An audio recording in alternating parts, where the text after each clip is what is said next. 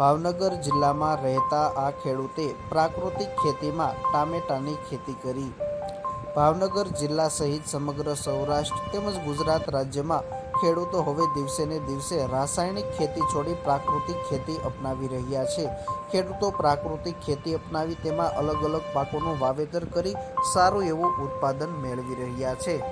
મારું નામ સોલંકી પોપટભાઈ લગરાભાઈ, ગામ કરેડા, તાલુકો ઘોઘા, જિલ્લો ભાવનગર।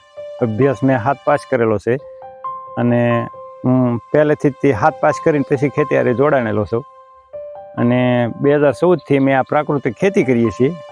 તો ગયા વર્ષે મેં ટમેટી અમે વાવેતર ન કરતા પણ ગયા વર્ષે કર્યું, એટલે 1 વીઘાનું ટમેટા હતા અમારે। ગઈ સાલ ભાવ થોડાક ડીમ હતા પણ તોય અમારે લગભગ લાખનું વેચાણ થઈ ગયું હતું।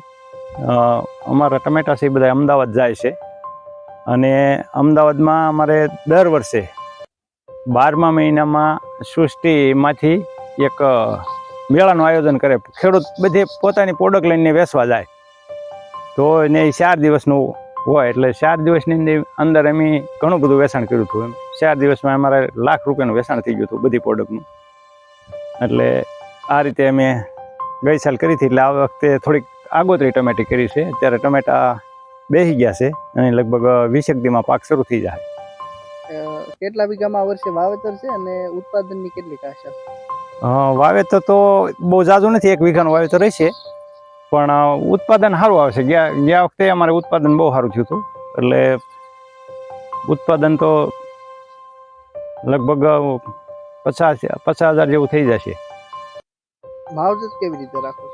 માવજત તો આમાં અમે જ્યારે સોંપીએ ને ત્યારે ખેડ કરીને જ્યારે સોંપીએ ત્યારે ઘન જીવામૃત આપીએ છીએ અને પછી જીવામૃત પીત સાથે આપીએ અને ઉપરથી સ્પ્રે કરીએ છીએ। બીજું તો આમાં કોઈ માવજત અમારે કરવાની રહેતી નથી અને અમારે કાંઈ બીજો કાંઈ જીવાતનો એટલો બધો ઉપદ્રવ રહેતો નથી। ભાવનગર જિલ્લાના અનેક ખેડૂતો હવે પરંપરાગત ખેતી છોડી શાકભાજી પાકો જેવા કે ટામેટા, કાકડી, કારેલા, રીંગણા વગેરે શાકભાજી પાકોનું વાવેતર કરવા લાગ્યા છે। ત્યારે ઘોઘા તાલુકાના કરેડા ગામે રહેતા ખેડૂત સોલંકી પોપટભાઈ, જેઓએ 7 ધોરણ સુધીનો અભ્યાસ કરેલો છે, હાલ તેઓ 2014થી સંપૂર્ણ પ્રાકૃતિક ખેતી કરી રહ્યા છે।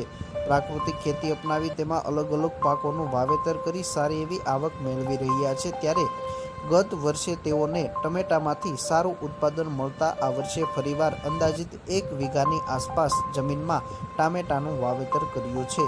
ઉત્પાદન આવ્યા બાદ આ ટામેટાનું વેચાણ તેઓ સીધું અમદાવાદ ખાતે પ્રાકૃતિક બજારમાં કરી રહ્યા છે, જ્યાં તેઓને પ્રતિ કિલોએ ભાવ પણ સારા મળી રહ્યા છે।